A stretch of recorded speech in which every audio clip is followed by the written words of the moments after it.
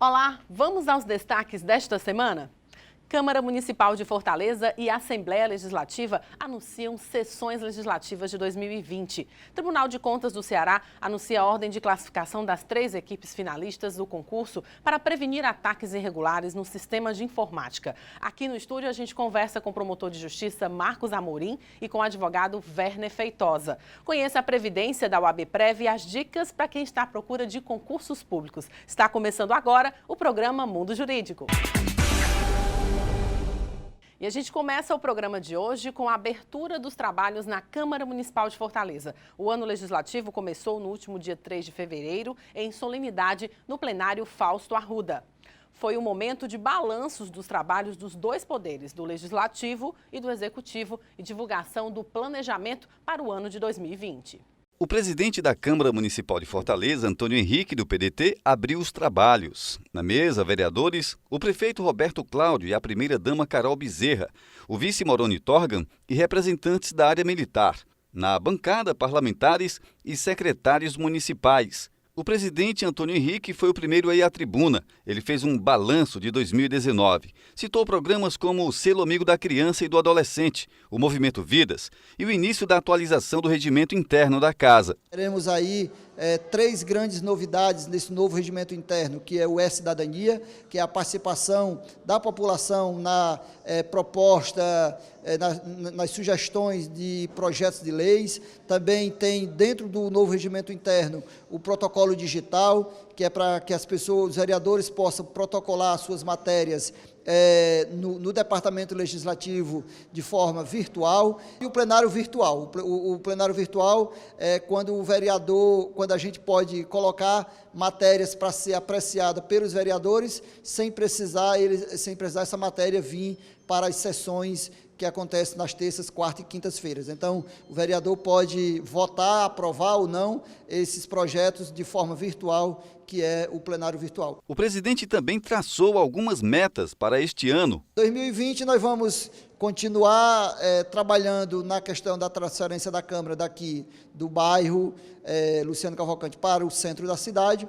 A gente já tem alguns passos dados, mas temos muitos outros a ser seguidos. E o plano diretor é uma mensagem que nós vamos aguardar do prefeito Roberto Cláudio, que ainda não foi elaborada. Nós aprovamos no ano passado a comissão que está trabalhando em cima do plano diretor, a comissão núcleo gestor do plano diretor, e assim que essa matéria estiver pronta, que o prefeito encaminhar para a Câmara, nós vamos discutir e encaminhar para a votação. Em seguida, o prefeito de Fortaleza, Roberto Cláudio, fez uso da palavra na tribuna. Ele fez uma apresentação de sua mensagem à Câmara Municipal de Fortaleza e à cidade. Fez um balanço dos 3 primeiros anos do seu 2º mandato e planejou este ano de 2020. Eu tenho dito que numa cidade grande como a nossa, 119 bairros, agora mais um, 120, uma cidade que 2.700.000 habitantes, com demandas acumuladas ao longo de décadas.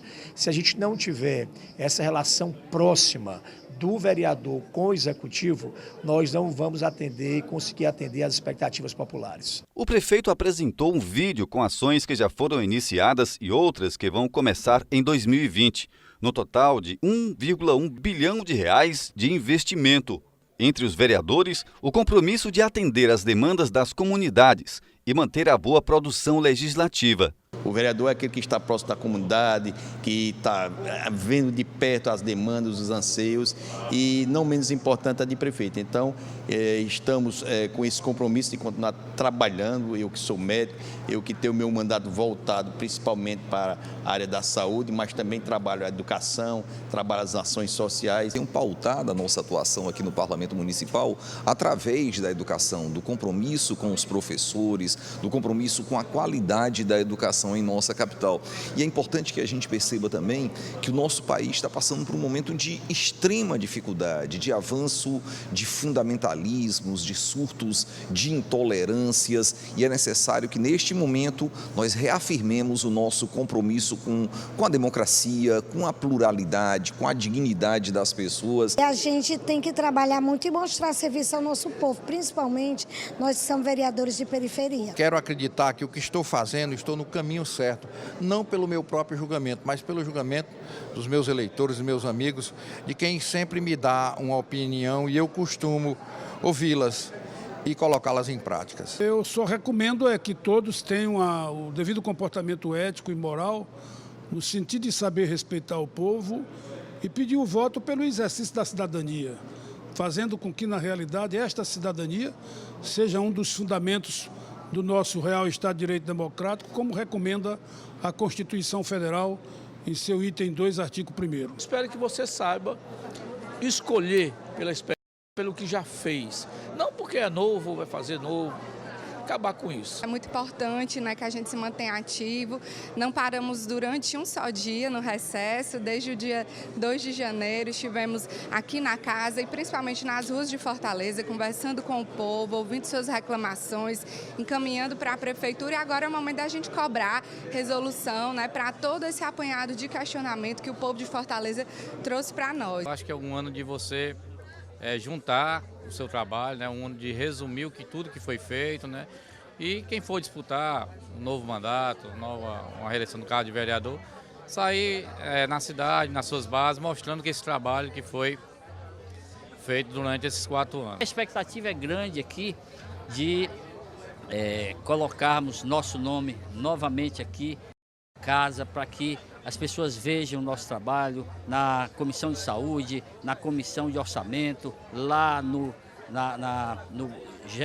plano diretor. Otimistas para mais um ano de muito trabalho, o nosso 2º ano na casa, e apesar de ser um ano eleitoral, acredito que nós temos uma responsabilidade diante da cidade. Entre os secretários municipais, a meta é manter o volume de trabalho e de resultados. Temos que ressaltar que nós temos tido um apoio importantíssimo do Legislativo para que os projetos que o prefeito Roberto Cláudio pensa em entregar para a nossa população sejam sempre aqui aprovados e aprimorados, e é isso que tem acontecido. Eupídio Nogueira, vereador licenciado e secretário de Direitos Humanos e Desenvolvimento Social de Fortaleza, falou sobre conquistas e metas da sua pasta. Nós temos grandes expectativas para 2020. Uma delas, trabalhando com todas as pessoas em situação de vulnerabilidade, desde os acolhimentos para crianças e adolescentes.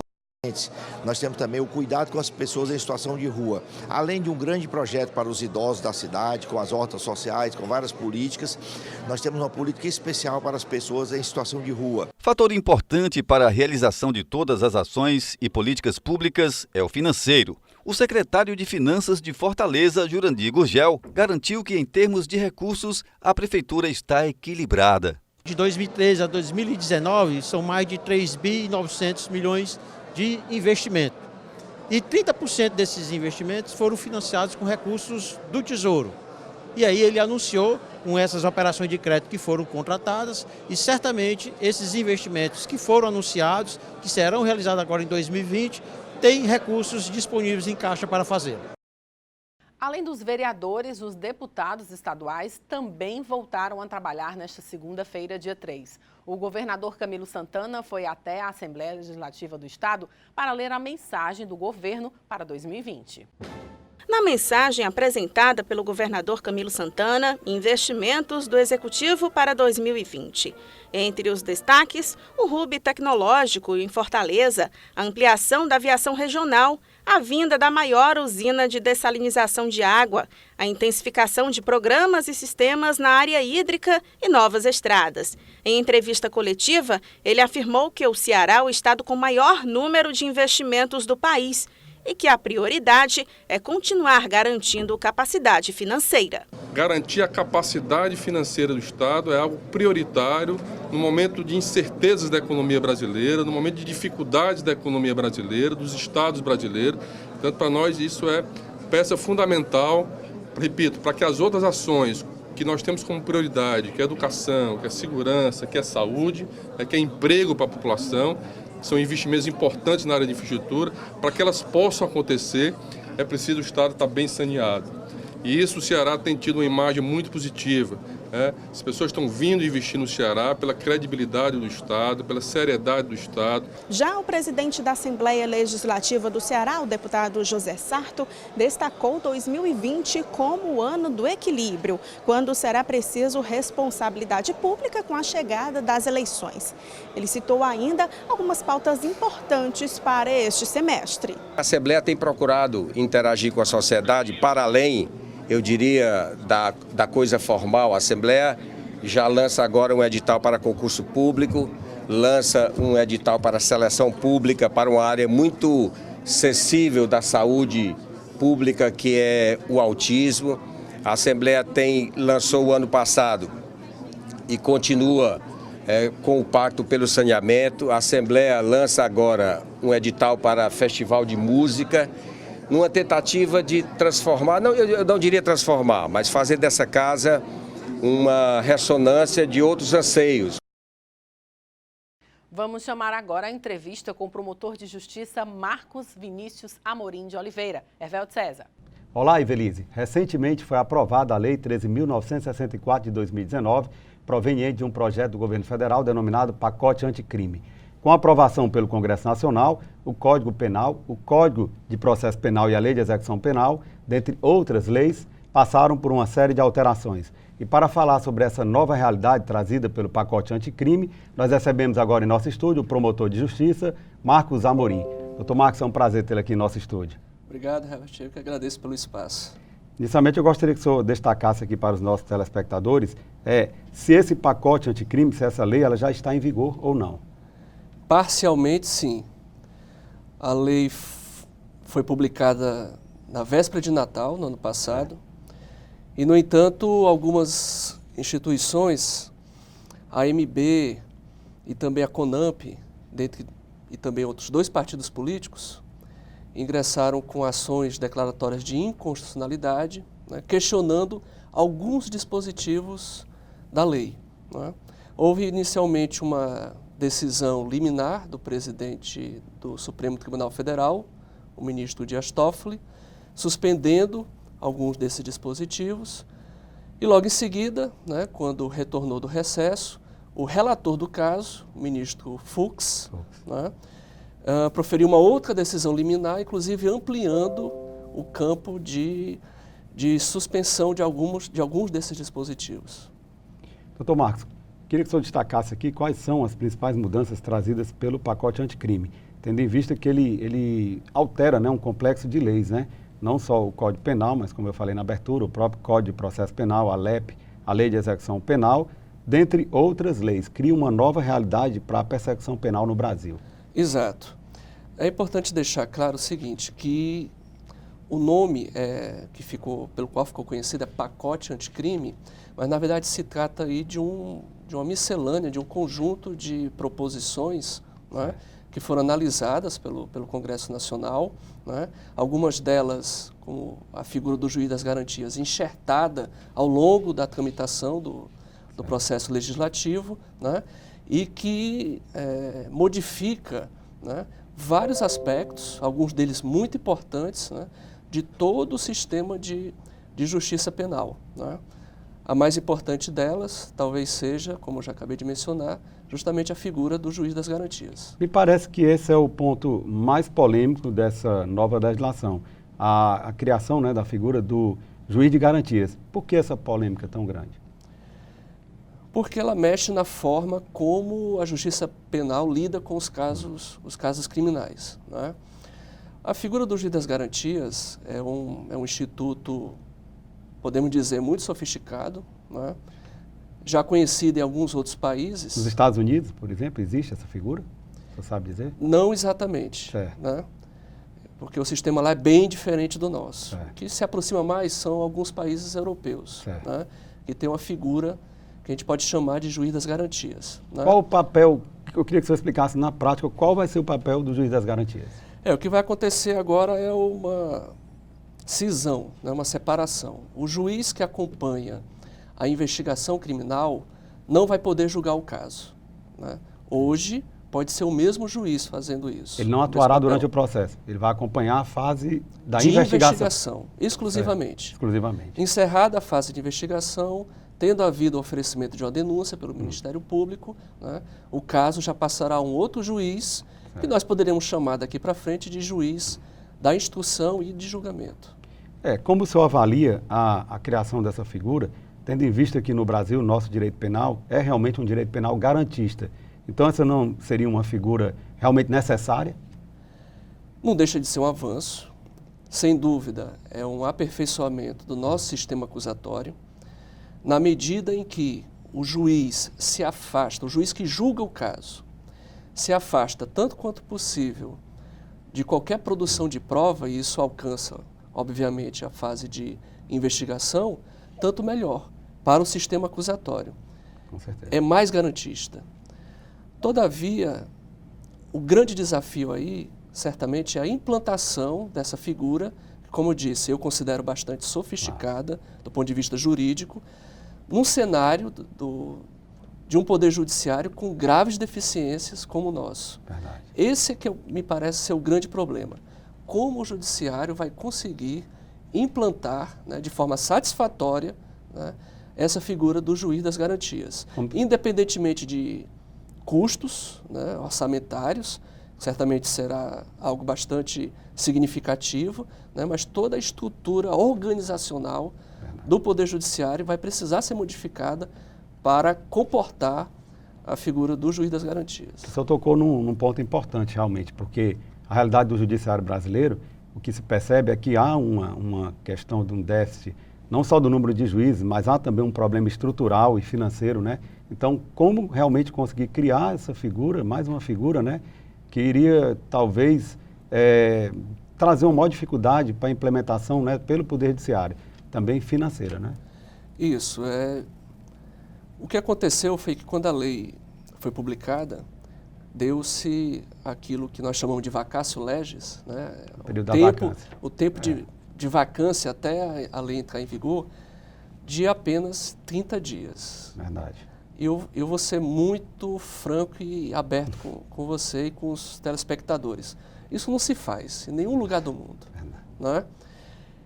Nós tomamos conhecimento que alguns outros países, aqui mesmo da América Latina, em que a figura do juiz das garantias foi implantado, né, esse tempo de vacância chegou a ser até de 5 anos. Talvez seja exagerado, mas... Na verdade, não foi dado tempo para que o Poder Judiciário se preparasse. Nenhum. Né? Isso não se faz. Né? Isso foi uma atitude, né, que deixou o judiciário e todo o sistema de justiça, né, todos os atores do sistema de justiça, bastante apreensivos com relação à implantação. Daí porque tanto o ministro Toffoli quanto o ministro Fux suspenderam, né, esses dispositivos referentes a juiz das garantias, né, principalmente por conta desse tempo de vacância muito curto. Doutor Marcos, bem, a nova realidade já foi criada. Como é que o Ministério Público do Estado do Ceará está se preparando, está se adaptando a essa nova realidade? Eu gostaria que o senhor respondesse logo após um breve intervalo.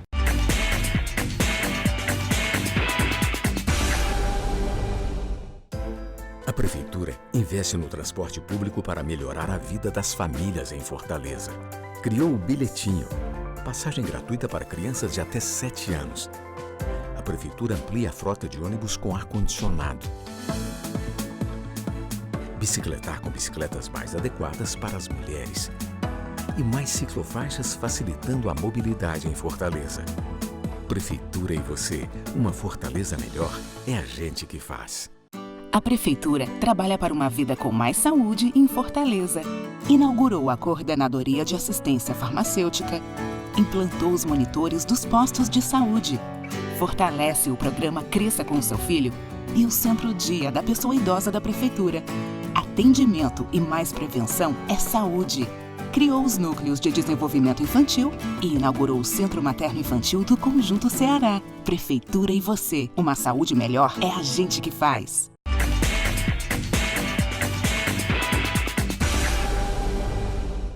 Nós voltamos a entrevistar o promotor de justiça do Estado de Ceará, doutor Marcos Amorim. Doutor Marcos, a pergunta que ficou no ar no bloco anterior foi de que forma o Ministério Público do Estado de Ceará vem se preparando ou vem buscando se adaptar a essa nova realidade criada pelo pacote anticrime. Bom, com relação à figura do juiz das garantias, como a norma está suspensa, né, estamos aí aguardando principalmente como o judiciário cearense vai se organizar. Né? No entanto, alguns outros dispositivos já estão em vigor. Né?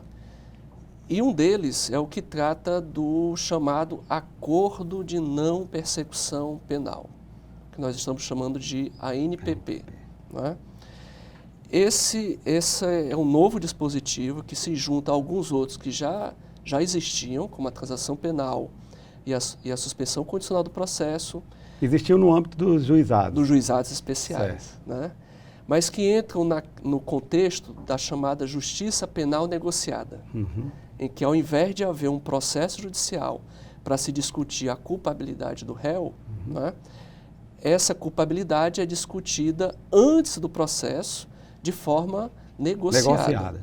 Entre o órgão de acusação, no caso o Ministério Público, e o investigado. Né? Trata-se aí de um dispositivo que tem um impacto muito grande dentro do sistema. Vai exigir uma mudança de cultura mesmo, né? Da forma de trabalhar, não só do Ministério Público, que deve ser o grande protagonista, né, da aplicação desse instituto, né, mas também dos advogados, dos defensores públicos e, em menor medida, também do juiz, né, por conta justamente da forma como se vai lidar com o caso criminal, porque não vai ser mais discutindo a produção de prova, né, a necessidade de produzir prova, né, mas uma solução negociada para o caso criminal. Nesse contexto, o Ministério Público do Ceará, tão logo a lei foi publicada, né, e saíram, logo em seguida, questão de poucos dias, as decisões liminares no STF, já começou a se organizar em relação a isso. O nosso Procurador-Geral de Justiça, Manuel Pinheiro, criou um grupo de trabalho, né, para analisar a lei. Essa lei já foi analisada, já se pensou um fluxo de atuação em relação à aplicação do Instituto e agora já estamos na etapa de estruturação, né? Porque isso vai exigir, enfim, todo um engajamento de recursos materiais, recursos humanos, né, logísticos, para que os promotores de justiça, né, no estado do Ceará possam aplicar o Instituto. Então, o que vai acontecer de forma bem prática mesmo, para os telespectadores poderem perceber a dimensão dessa mudança, é que muitos casos criminais hoje não vão ser mais discutidos no fórum, vão ser discutidos na sala do promotor de justiça. Antes de um processo. Antes de um processo judicial, justamente para evitar um processo judicial. Mas existem critérios mínimos, porque, por exemplo, nós sabemos que no âmbito dos juizados, né, tem os crimes de menor potencial ofensivo, aqueles cuja pena máxima não ultrapassam 2 anos. Né? Quais são os critérios pré-estabelecidos para que esse instrumento seja utilizado? Pronto. O dispositivo é o artigo 28A do Código de Processo Penal. Né? Esse é o que já está em vigor. E o requisito principal é que o crime em questão não seja praticado com violência nem grave ameaça. Né? E também não seja da alçada dos juizados especiais. Esses continuam lá. Né? Mas se for um crime de médio ou maior potencial ofensivo, que não tenha violência nem grave ameaça, e também preenchidos alguns outros requisitos de menor importância, esses vão comportar o acordo. Se o promotor de justiça, na faculdade que a lei confere agora a ele, entender que, embora seja possível oferecer a denúncia, é também possível uma solução negociada diretamente com o investigado, que, claro, deverá estar devidamente assistido por um defensor, que pode ser um advogado ou um defensor público, né, tentará proceder a esse acordo de não persecução penal, a fim de que o investigado, assumindo a culpa, quer dizer, confessando a prática do crime, né, assuma alguns compromissos.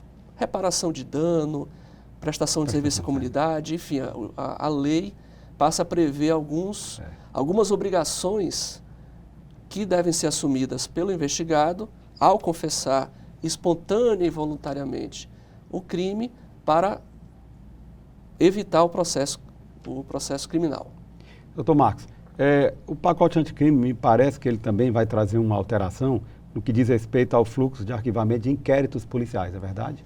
Exato. Esse dispositivo está suspenso justamente por conta dessa vacância, né, muito curta, mas também vai mudar. É importante que todos os profissionais da área do direito, principalmente aqueles que militam na área criminal, tomem conhecimento que daqui a algum tempo os pedidos de arquivamento de inquéritos policiais e de outros procedimentos investigatórios feitos pelo Ministério Público não vão mais passar pelo juiz, não vão ser mais apresentados ao juiz. Vão tramitar agora internamente no próprio Ministério Público. Será criado um órgão, a lei chama de órgão de revisão, ou instância de revisão, dentro do próprio Ministério Público, tal como já acontece no Ministério Público Federal, né, para o arquivamento desses procedimentos. E aí o interessado, principalmente a vítima, né, eventualmente discordando desse arquivamento, poderá fazer o requerimento dentro do próprio Ministério Público. Vai ser uma mudança também muito importante que vai exigir toda uma reestruturação interna do Ministério Público para fazer a tramitação desses arquivamentos de inquéritos policiais. Sem sombra de dúvida. O senhor atua no Ministério Público, na Procuradoria, né, que combate crimes ambientais, né? Eu queria que o senhor falasse um pouco como é que se dá a atuação do Ministério Público do Estado de Ceará no combate aos crimes ambientais. A minha promotoria é a 97ª daqui de Fortaleza. Ela atua junto à 18ª Vara Criminal, que é a vara privativa dos crimes ambientais, salvo aqueles de menor potencial ofensivo, que são da alçada dos juizados especiais.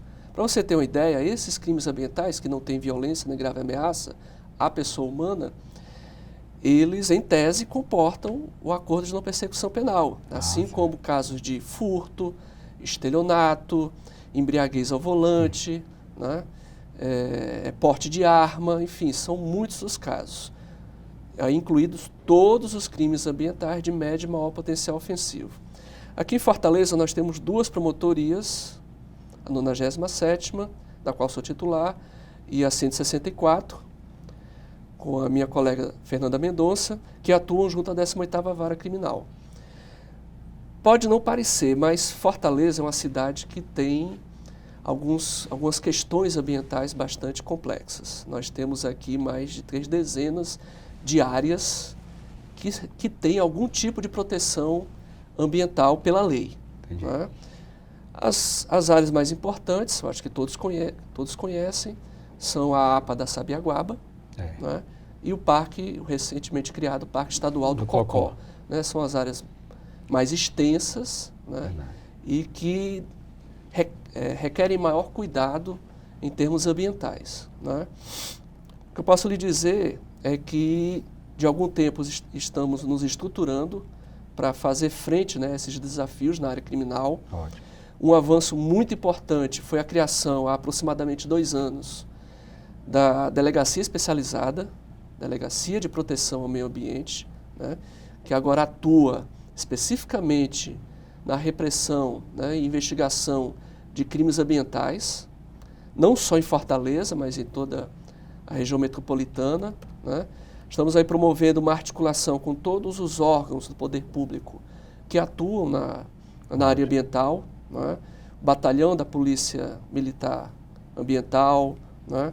Os órgãos de fiscalização, né? Da Prefeitura, do Estado, também do Governo Federal, né? Já que a fiscalização é concorrente entre todos os níveis, né? De governo, e tentando avançar. O que está resultando disso é um aumento bastante significativo dos casos criminais que estão sendo levados à 18ª Vara Criminal, aqui em Fortaleza, mas que com a ANPP também agora tem essa possibilidade de serem resolvidos por meio negocial. E nós teremos mudanças no que diz respeito aos crimes de maus tratos a animais? Sim, maus tratos a animais é um crime, um crime previsto na Lei dos Crimes Ambientais. Né? E por conta aí de episódios recentes, né, no final do ano, que tiveram repercussão nacional, ganharam força 2 projetos de lei no Congresso Nacional que aumentam as penas, né, para os crimes de o crime de maus tratos a animais. Né? Um deles aumenta a pena, que hoje é de 3 meses, de 3 meses a 1 ano, para 2 a 5 anos. Saindo então da alçada dos juizados especiais. Exato, saindo da alçada dos juizados especiais, aí sendo aqui em Fortaleza, passa a ser da alçada da 18ª Vara Criminal, passa a ser tratado, portanto, na Justiça Comum, né, como crime de maior potencial ofensivo, né? E um outro projeto aumenta a pena especificamente para os maus tratos a gatos e cães, que, como nós sabemos, são as situações, né, mais recorrentes de maus tratos, pelo menos na zona urbana, como é o caso aqui da cidade de Fortaleza. Doutor Marcos, nós estamos chegando ao final da nossa entrevista, o programa Mundo Jurídico agradece a sua presença e todas as informações aqui prestadas, bastante esclarecedoras sobre essa nova legislação, denominada Pacote Anticrime, e abre espaço agora para as suas considerações finais. Muito bem. Bom, resta-me agradecer à TV Fortaleza pelo espaço concedido e dizer que a sociedade vai perceber, dentro de pouco tempo, né, essas mudanças que o chamado Pacote Anticrime está promovendo, principalmente nesses aspectos que eu suscitei, né, na forma como a Justiça Penal vai lidar com os casos criminais. Né? As idas não vão ser mais tanto ao fórum, né? Elas vão se tornar mais frequentes na sala do promotor de justiça. Isso é uma mudança que, dentro de pouco tempo, vai ser percebida pela sociedade civil e por todos os operadores do direito. Obrigado. Ivelise Maia. Obrigada, Hervelt. O Tribunal de Contas do Ceará anunciou a ordem de classificação das 3 equipes finalistas do concurso que visa prevenir ataques irregulares no sistema de informática. Foi o primeiro concurso realizado pelo Tribunal de Contas do Estado para desenvolver novas iniciativas de criação de programas que vão ajudar na fiscalização de gastos públicos. Entre os selecionados, ideias inovadoras, como o programa de análise de dados que prioriza a transparência. A gente resolveu unificar essa pesquisa, né, e centralizar em um único portal, que é a nossa plataforma, que é o Macashare, né, e ranquear esses municípios de acordo com a legislação, né, com índice de transparências, e está disponibilizando para os cidadãos, né, não só para o cidadão, mas também para os TCS. Os grupos foram formados por participantes do Ceará, Pernambuco e Rio Grande do Norte, que criaram plataformas capazes de processar um grande volume de dados, aplicar algoritmos para reconhecer padrões e tendências que visam identificar possíveis irregularidades. Os jurados acompanharam de perto o processo dos trabalhos. Todos os produtos serão disponibilizados ao TCE Ceará para serem utilizados em fiscalizações. A população ela pode denunciar diretamente a um contrato e, além disso, a gente tem um sistema automatizado que calcula riscos. Como, por exemplo, se um contrato ele foi firmado com um financiador de campanha da atual gestão, ou se foi um contrato firmado com uma empresa muito recente, que normalmente é meio estranho uma empresa muito nova ganhar uma licitação, todos eles são alertas que ficam atrelados aos contratos. O primeiro colocado receberá uma premiação de R$15 mil, o segundo, R$10 mil e o terceiro lugar ganhará R$5 mil. A jornada Hacker teve como finalidade desenvolver soluções para a leitura de dados abertos a partir dos portais públicos e privados. Os trabalhos foram elaborados durante 3 dias intensos de maratona tecnológica realizada no Sebrae. A gente tem um desafio de fazer com que a sociedade ela participe cada vez mais das ações do Tribunal de Contas e conheça as ações do Tribunal de Contas. A ideia do hackathon, na realidade, é a maratona hacker, que durou 2 dias e 3 noites, os meninos imersos, com a idade de 19, 21 anos de idade, e nos surpreendeu pela desenvoltura deles, não tecnológica, claro que era um perfil que era exigido dentro do hackathon, mas pelo conhecimento da prática pública. Creio que esse foi o maior desafio dentro de todos os trabalhos que nós observamos. 2020 é um ano de eleições municipais. Mais de 350 mil eleitores de Fortaleza ainda não realizaram um cadastro biométrico. A quantidade corresponde a 19% do total de pessoas que votam aqui na capital. O dado foi apresentado por uma comitiva do TRE em visita à presidência da Câmara Municipal.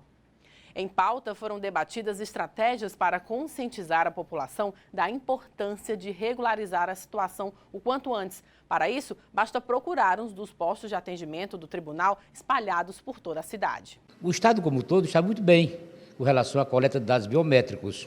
Porém, em Fortaleza, mais de 350 mil eleitores ainda não se submeteram à biometria. E isto nos preocupa porque nós estamos se aproximando do prazo fatal, e é fatal mesmo, não é? Muitos eleitores deixam para a última hora. Eu aconselho que nós temos 17 locais em Fortaleza que atendem, não é? E eu aconselho que o eleitor compareça o quanto antes. Por quê? Porque se acontecer do não comparecimento e a finalização do prazo, portanto, com o fechamento do cadastro, o seu título será cancelado. E a inscrição eleitoral cancelada, ela tem, vamos dizer assim, consequências muito sérias. Muitos eleitores pensam que é só não poder votar. Não, não é só isso. Não pode ser votado, não pode operar em banco público, não pode estudar em escola pública, não pode exercer emprego público. Inclusive, poderá ter o seu CPF cancelado, não poderá tirar passaporte, não é? Então, as consequências são grandes. Durante a reunião com representantes do TRE, o presidente do Legislativo da capital, vereador Antônio Henrique, do PDT, informou que a Câmara vai disponibilizar parte do grande expediente da sessão ordinária do dia 12 de fevereiro para que o tribunal esclareça aos parlamentares detalhes do cadastro biométrico. A ideia é mobilizar toda a casa no processo de sensibilização das pessoas em relação à relevância no trâmite. A realização de um seminário sobre o processo eleitoral 2020 também foi solicitada. E a gente ressalta que aqueles que já tiveram o título cancelado devem procurar os postos de atendimento com identidade e comprovante de endereço atualizado para solucionar a questão. Não há aplicação de multas. E vamos agora acompanhar a entrevista de estúdio com Hervelto César. No quadro Direito e Cidadania desta semana, nós vamos falar sobre a Lei 13.964 de 2019, intitulada de Pacote Anticrime, mais especificamente no que pertine ao juiz de garantias. E com o intuito de democratizar a informação sobre esta nova figura para os nossos telespectadores, nós conversamos agora com o advogado Werner Feitosa. Werner, é um prazer tê-lo novamente conosco aqui no estúdio do programa Mundo Jurídico. Hervelto, eu que agradeço, é sempre bom estar podendo democratizar a informação do mundo jurídico, que atualmente está muito dinâmico, ao nosso público, ao nosso telespectador.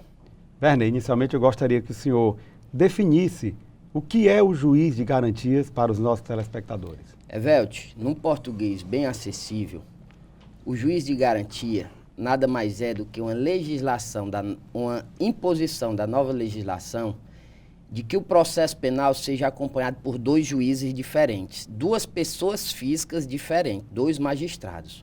O primeiro, que é essa persona do juiz de garantia, ele vai acompanhar os atos da investigação criminal, da persecução penal em si. O que esse primeiro juiz, o juiz de garantia, essa persona inserida agora por essa legislação vai fazer? Vai tratar do processo. Ele vai basicamente decidir sobre interceptação telefônica, a prisão preventiva ou não, a prorrogação do inquérito ou o trancamento do inquérito. Nisso é o objeto da criação do juiz de garantia. Vai ser essas atribuições da fase de investigação que o juiz de garantia vai ter de atribuição. Esse é o papel específico do juiz de garantia. Esse é o papel específico do juiz de garantia. Qual o intuito do legislador ao criar essa figura do juiz de garantia? Hoje não, até dezembro do ano passado, seria o mesmo juiz que faria a persecução penal, decidiria sobre tudo isso, faria a instrução e julgaria o caso. O juiz que atuou na investigação também atuaria na fase do processo. Do processo e, muito provavelmente, julgaria o caso. Se não fosse removido ou promovido, se continuasse na mesma comarca durante a duração do processo, seria o mesmo juiz que colheu prova, que autorizou a interceptação telefônica, autorizou busca e apreensão, autorizou prisão preventiva, seria o mesmo juiz que julgaria o processo. O intuito, então, também seria emprestar uma maior imparcialidade. não contaminação do juízo. Certo? O juiz que participou de todo o inquérito não vai ser o mesmo que vai julgar. Porque, segundo a legislação, em tese, o juiz que participa da persecução penal está fatalmente contaminado para julgar o feito. Werner, existem algumas celeumas envolvendo a criação dessa figura. O senhor poderia destacar quais são essas celeumas? Evelto, eu destacaria duas. Uma é o viés jurídico, no qual quem é mais garantista, quem é da corrente do direito penal garantista, entende que é de suma importância a criação do juízo de garantia pelo fato de que uma pessoa acompanha a persecução penal, uma pessoa física, um magistrado acompanha a persecução penal e outra faz a instrução penal. O que acompanhou a persecução penal, segundo os mais garantistas, estaria contaminado, certo? Estaria muito propenso a condenar o então acusado que virou réu, certo? Do mesmo jeito, tem a corrente dos não garantistas que entendem que o juiz de garantia é basicamente um 5º grau de jurisdição. E que a impunidade no Brasil impera e que mais um grau de jurisdição não seria necessário e que não tem cabimento um juiz de garantia, certo? O outro viés, além do jurídico, que é... No direito a gente sabe, no mundo jurídico a gente sabe que tudo vai ter a dicotomia, a discussão e a plausibilidade de ambas as partes. O outro viés, Evelte, é a própria aplicação prática do juízo de garantias. A principal exigência são 2 juízes. Como é que os tribunais em comarcas que não têm juiz titular vão fazer? Em vários tribunais de todo o Brasil, tem comarcas que não tem juiz. É verdade. Titular. O juiz que vai despachar lá, o juiz já tem 3, 4 comarcas acumuladas, é o que chama respondência. Vai ficar respondendo. Aí como esse juiz, se ele fizer a audiência de custódia ou fizer a parte da persecução penal, não vai ter o juiz para fazer a instrução processual e o julgamento. Certo? E a comarca que só tem um? Se ele fizer a audiência de custódia, fizer a persecução penal, autorizar uma quebra de sigilo telefônico, quem é que vai julgar? É mesmo. Certo? Então, eu destaco tanto o viés jurídico, que é essa discussão dos mais garantistas e dos não garantistas, que no mundo jurídico sempre vai ter, e a aplicabilidade. O nosso ministro da Justiça, doutor Sérgio Fernando Moro, ele falou que aproximadamente só 40% das comarcas do Brasil tem 2 juízes.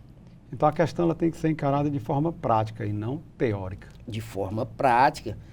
A praticidade, a impossibilidade de aplicação em todas as comarcas e a possibilidade de aplicação somente nas comarcas que tem 2 juízes, eu acredito que foi o principal vetor que fez o ministro Fux e o ministro Dias Toffoli suspender a eficácia dessa lei.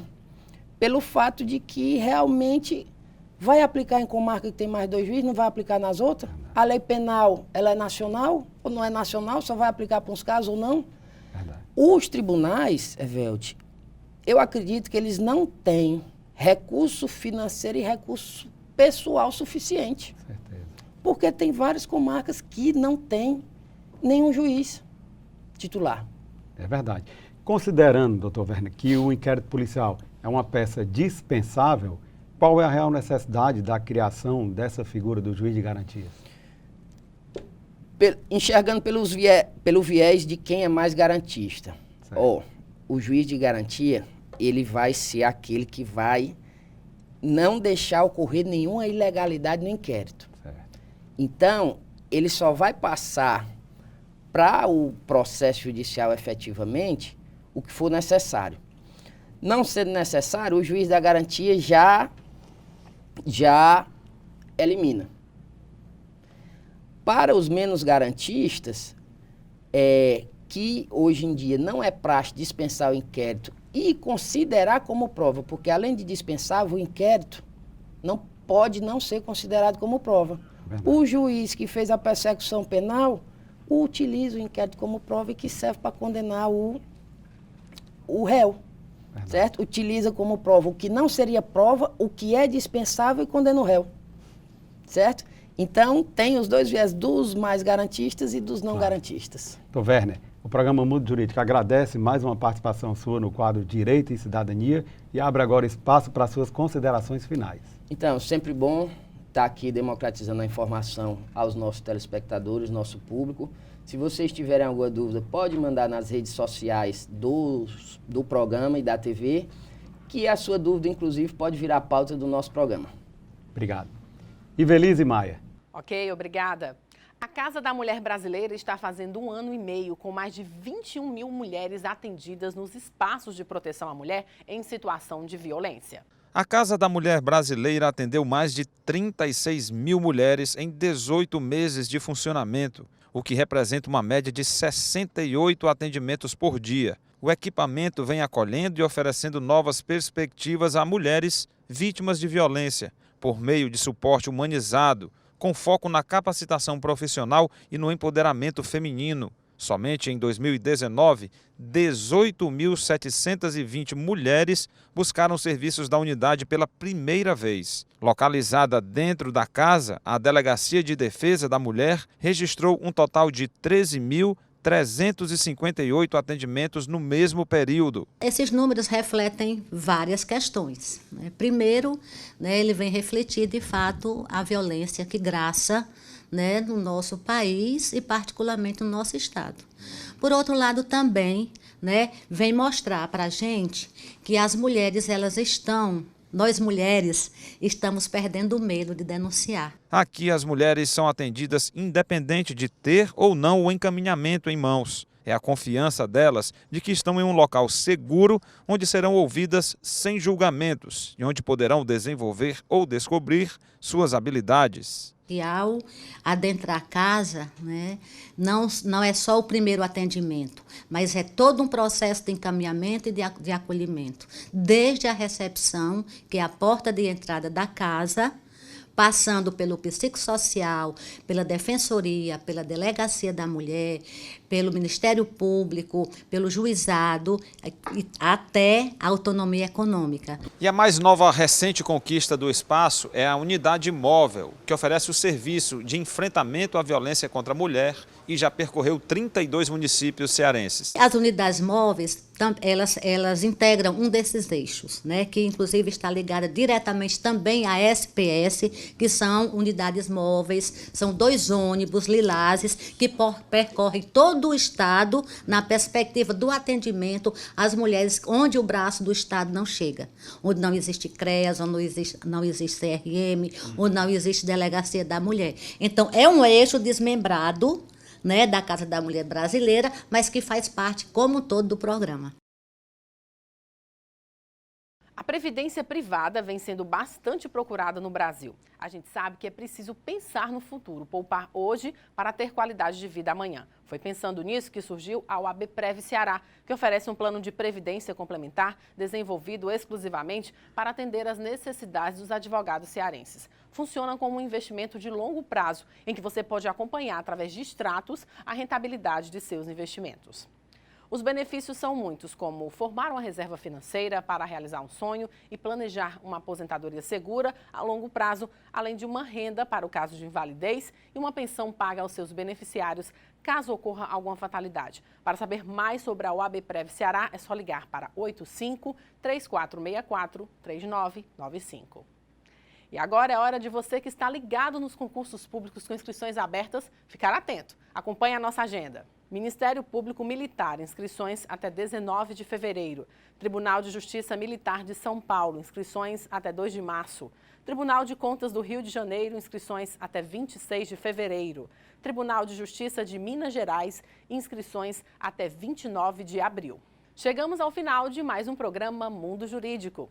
Mas você pode acompanhar as nossas reprises na TV Fortaleza, no canal 61.4 digital, às quintas-feiras, às 7 da manhã, aos sábados, às 13 horas e às terças-feiras, às 15 horas. Na TV Economy News Brasil, do sistema RP Brasil de Comunicação, você acompanha aos sábados, às 10 da manhã.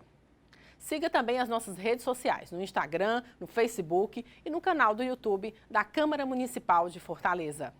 Obrigada pela sua companhia e a gente volta a se encontrar semana que vem. Até lá!